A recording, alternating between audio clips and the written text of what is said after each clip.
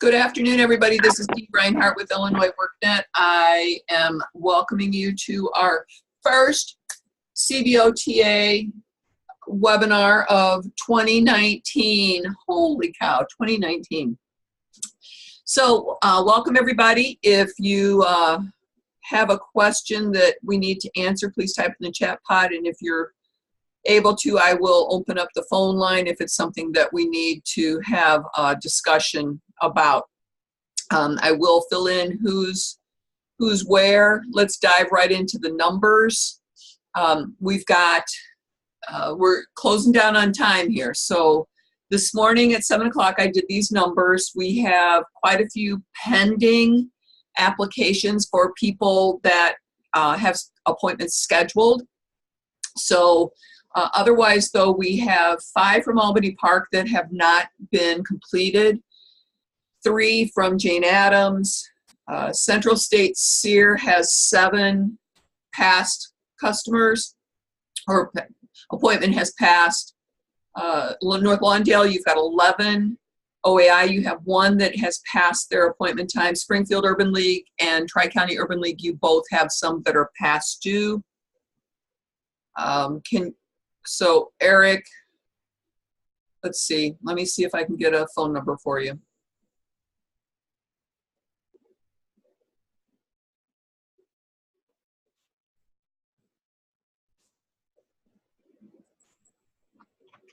Is this the one that is not working?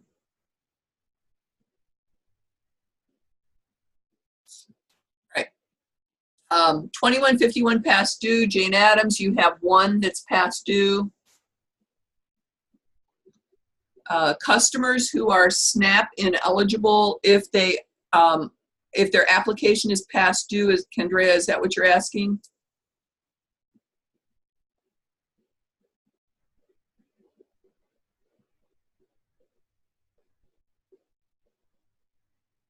All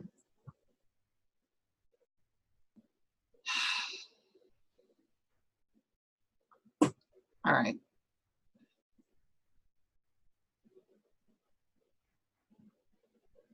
What do you do if the customer is SNAP ineligible? You mark them as didn't show if it's one of these applications not started. Kendra, we'll take a look if you've got. I don't see any on yours though. And then Fritz is asking, what do we do if the LO has taken action, application or not complete due to non-compliance? Fill in a 2151. If they're non-compliant because they showed up the first time and you didn't get the application done on that first appointment, then you still will put them in as no contact, and then put a case note in, especially if they haven't come back since. Put a case note in that says that they were at the first appointment but then never showed back up to complete their application. And we already discussed with DHS that that is what we would be doing on those customers. So hopefully that answers those questions. Oh, SNAP ineligible, that's a different item though. All right, so I'm talking about, what I was just talking about is for these customers where the application has not been started, for the new cohort customers. Okay, 2151 past due. Jane Addams, you've got 1 that's past due. That it could be one of these 3 customers that didn't ever have their application started. We've got several customers that require enrollment, and that is because their application is completed and you have a 2151 that says services were initiated. You have to enroll them. So we need to get these numbers taken care of. 2151A past due, some of you may have cleaned some of these up. Larry, Springfield Urban League, you got a bunch of them. Otherwise, there's 1s and 2s there. Now, completion status. Completion status is for those customers. We have been doing some data validation. So for some of these agencies where we've actually been working on some of these numbers, the completion status may just need to be completed, and it needs to be either did not complete in one of those reasons, or it needs to be completed with one of those reasons. And then if you have a completion status in there, you need to make sure that you have a 2151A marked as completed. Kristen, what agency are you from?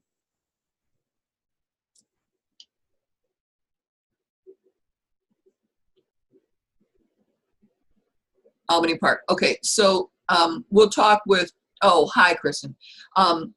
We'll talk with Joe. We'll get the three of us on a call and we'll talk about that, because I still need to follow up with Joe about a couple of things as well. All right, and then SNAP ineligible. DHS has been going through all of the customers, all of the EPIC customers, and updating eligibility. And then as we are cleaning things up, some of those eligibilities might be changing as well. So as we're going through those, you need to mark those customers. Now, do not mark them ineligible. Do not mark them as did not complete, SNAP ineligible, if they were already marked as completed, hired by employer, because that will screw up your counts. So please make sure that you are not changing them to ineligible, just put up another completion. In most cases, these SNAP ineligible just mean that they were not participating at all and now they're ineligible. Josephine asks do I still do a completion status if I am waiting on credential? So the completion status on the progress page has nothing to do with the steps in the I-step. If they got hired, they get hired as the day they were hired. If they're moving on to further education, they get marked the day they move on. If they're still with you and being marked as completion, you can still go back and add the credential. So, Josie, does that work for you? Okay. All right. We're moving on. I will be following up with you about your dashboard next week. Moving on, data review visits. I am following up where you need to, in most cases, I have given you a spreadsheet, an Excel spreadsheet with where you were when we met. If I did not give you one of those spreadsheets, let me know, because I will get one of those done for each of you so that you know where you are. Tammy has also sent out performance documentation to you so that you know what you need, and then we need to work cooperatively with everybody to make sure that you get where you need to go. I will be following up with agencies that I've worked with, and then I think Olivia's done with the agencies that she was working with. Tammy, when would you have sent out that document? October? That initial? No, just getting ready to type. I produced them just this week, and so you're going to be getting them. I was hoping to have them today, but I got on another call, so it'll be tomorrow. Okay, so what I'm going to send out to you guys is your performance and expenditure reconciliation form that has been revised for the performance, as you know, as we've adjusted specific performance, like 25% held out for startup costs. Okay. And then I'm also going to send the GRS printout with that too, so you can see where your costs are today. Okay. All right. Virgil asked, what do we do when the individual does not complete the application even after we ask him or to complete it so that we can work with the individual? you mark them as referral rejected. That's about the only thing that I can think of, and then you just tell DHS that they're being non-cooperative. All right. All right. Next piece. We need to talk about closing out the grant. So this is, all of this will be sent out in an email with, or we'll upload this to the webinar page so you can have that, and then I'll try to send this out in a link as follow-up, but look at that page once we get the webinar uploaded. So you will need to complete a final 2151A for each active customer in February by March 5th, 2019. You will be required, if your area does staffings, you will be required to do a March staffing for any customer who was active in February. You will need to complete all Epic customers if they were enrolled.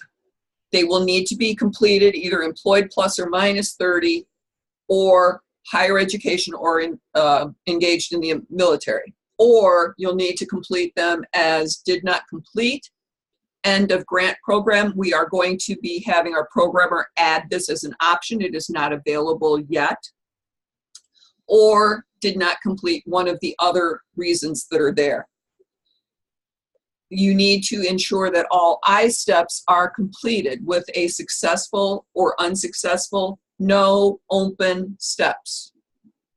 Actions need to be taken to ensure that there are no customers in any yellow rows on the enrolled dashboard. Supportive services can be provided to active customers through February 28th of 2019, but not after. That will be a disallowed cost. And if a customer is co-enrolled with WIOA, add a case note to the customer profile regarding that and ensure that the customer is marked as completed, continuing with higher education. And it may or may not be higher education, but they are being moved on and out to WIOA provider. Customers who are not employed and not moving forward with education or military will be realigned by DHS with a traditional SNAP ENT provider. DHS will be doing this alignment, and so if your agency is a traditional SNAP ENT provider, you may or may not have that customer remaining in your caseload. So we did have some questions about the closeout, and these are the responses that we got. If the customer cannot order any more supportive service, if the CBO cannot order any more supportive services, can DHS offer transportation to those in job search? And the answer is, as long as a customer is aligned with the CBO, DHS cannot provide supportive services to customers until after February 28th, at which point the customer will be realigned with a traditional SNAP ENT provider if they are not co-enrolled with WIOA. If the customer is co-enrolled with WIOA, all allowable services would be provided through that funding stream. Eric is asking, okay, so if a current active participant is referred to WIOA, we would exit them as continuing higher education. That is correct. But it's just not referred to. It's actually enrolled in. So it just can't be a referral to WIOA. They actually have to be aligned with that service. And it could be other services besides WIOA. So if you have other funding streams that you're putting them in and they're going to continue their education through that, they can also do that. But we do need a case note. We need a case note, and we need some sort of a piece of paper that says they've been accepted into whatever program. Correct. The last date that you can enroll a client in training and pay the training provider, actually, they have to be able to complete the program, and payment has to be provided before February 28th. So they have to be able to complete the program before February 28th. Yeah, and the costs have to be incurred. We have 45 days because on February, this is a different closeout process than what the grant closeout process will be, because the grant ends February 28th, and then we have 45 days after that to close out that grant. So the funds have to be obligated by February 28th. You may be paying it out in March, but they were incurred before, by February 28th. So Kelsey said, as their WIOA coach, can she write a letter that can be uploaded into the EPIC file? Indicating that they are enrolled in WIOA? Yes. We have to have proof documentation of, them being enrolled in WIOA. D'Amico's saying those who do not complete by February 28th just continue to staff them and report to DHS.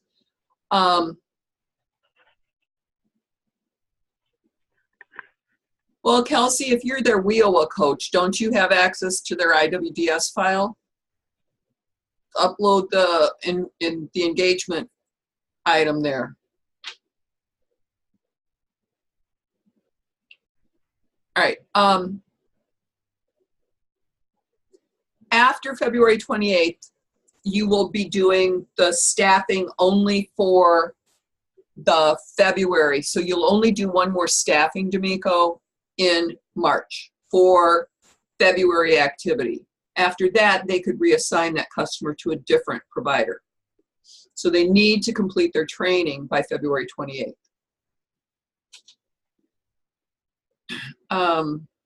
Kendra will arrange something.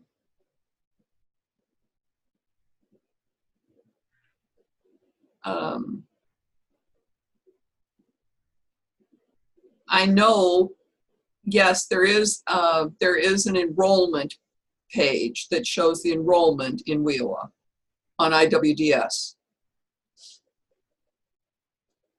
If someone is still in training but is then co-enrolled in WIOA, is that okay? We have a few people who will finish training in March. Yes, that's fine. And in that particular case, you mark them as continuing in higher education, completed continuing higher education, and then document that they're in WIOA. Will the TARA form be evidence of WIOA enrollment? I don't know what TARA stands for. Nor do I. Judith, tell me what that TARA stands for, and I'll let you know. And then Kristen's asking, if a customer completes their training after February 28th, would they pay for their training themselves? Yes. Is that, Kelsey, is the ITA what she's saying is the TARA? Okay. Okay. And keep in mind, if you've already paid for training, like if they're in the semester training and EPIC's already paid for it, and it's already obligated, then you've paid that. It's been paid, so they can stay in that course. Right. It's just that after February 28th, the grant closes, and then your obligations to the customers after you complete the staffing in March is done. So the grant will be closed, and then the obligations to the customers for the EPIC program will be done after the last staffing in March. And Autumn is telling you, Autumn's with Mantracon, she says, use the eligibility sheet from WIOA application when enrolled to verify that they're enrolled with WIOA. So if you've got any questions, get in touch with Autumn at Mantracon. Autumn, do you want to type your email address in there? Not that she has enough time to do all of this, but she can tell you what the right form is. Next one is, will customers in job search be transferred to another DHS job search program? And customers who are in job search only will be returned / aligned with a traditional SNAP E&T provider by DHS. Will customers in training be allowed to stay with the CBO if they are enrolled in WIOA? The answer is yes, because they are enrolled with WIOA. DHS will have to be notified, though, that they are co-enrolled, because then that is that education piece so that they can still be considered active in that 20 hours a week. Jeremy's asking, can we use the screen? At that point, it becomes traditional. Whatever DHS does with that customer is what's going to happen. So they stay with you guys because you're working with them in WIOA, but then DHS will do what their normal standards are with these customers. All right, and then Jeremy's asking, can we use the screen cap? I'm thinking he meant capture from IWGS, and I would say as long as you can save it as a PDF, sure. Yeah.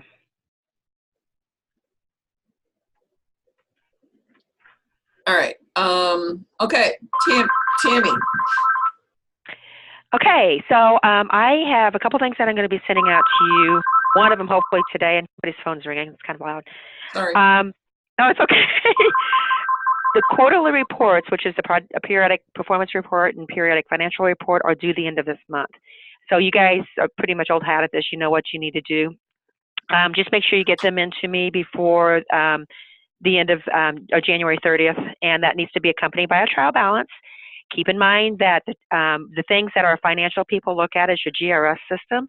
So communicate with your fiscal people that all costs have to be entered by the 20th of this month, which is just in a couple days, that go all the way through December. And then your trial balance will reflect all costs through to December. Whatever's entered into the GRS and whatever's in the trial balance needs to be able to be crosswalked. So when they're looking at it, they understand what these costs are. And I know that there's probably, there's some agencies that, need to potentially get their costs in. And we'll be looking at that. I'm going to be sending you guys next week the periodic expenditure reconciliation along with a printout of the GRS expenditure reports.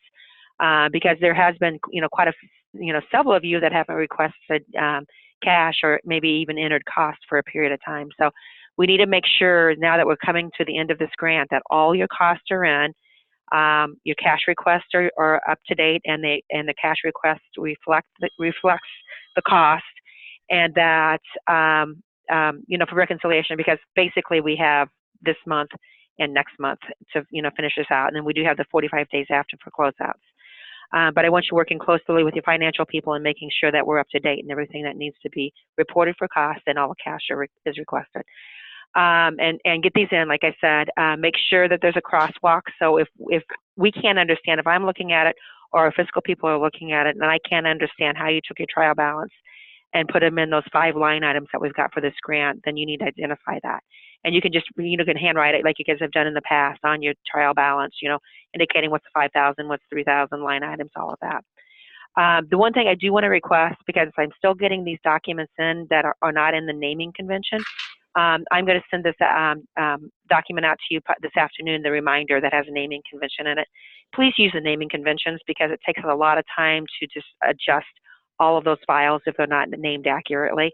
And we need to have, one needs to be at the PPR, one needs to be the PFR, and the other needs to be a trial balance. And then if you have a crosswalk, then the 4th one needs to be a crosswalk. So those are 4 different documents. Don't put them all in one document because in that it's just follow those naming conventions when you're submitting that.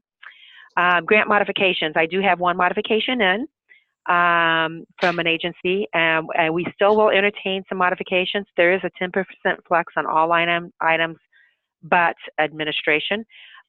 What would entertain at this point is if you're short, though, in direct customer service line items. So support services, training, paid work experience are the ones that we want to see. If you're short on those, let us know and we can make that modification if you're over the 10% flex. But we need to do that ASAP also.